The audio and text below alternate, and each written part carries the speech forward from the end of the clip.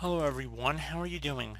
This is MD Tech here with another quick tutorial. In today's tutorial I'm going to show you guys how to hopefully resolve screen flickering while using the Google Chrome web browser in Windows 10.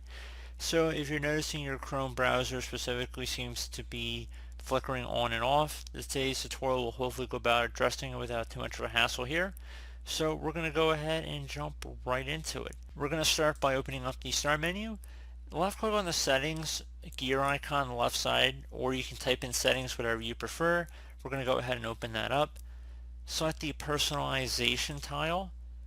Select colors on the left side, and then where it says choose your color, you want to scroll down to where it says choose your accent color. Automatically pick an accent color for my background, so you want to check mark inside this box here. So once that's done, you also want to consider going back in Google Chrome and seeing if that's resolved your problem. If not, you can try selecting the background tile on the left side, and then if you click inside the drop down here, I'd select either picture or solid color. If you're using a slideshow option, I'd consider switching it over to one of the other two options here, because at this time it appears that the slideshow might be creating the issue.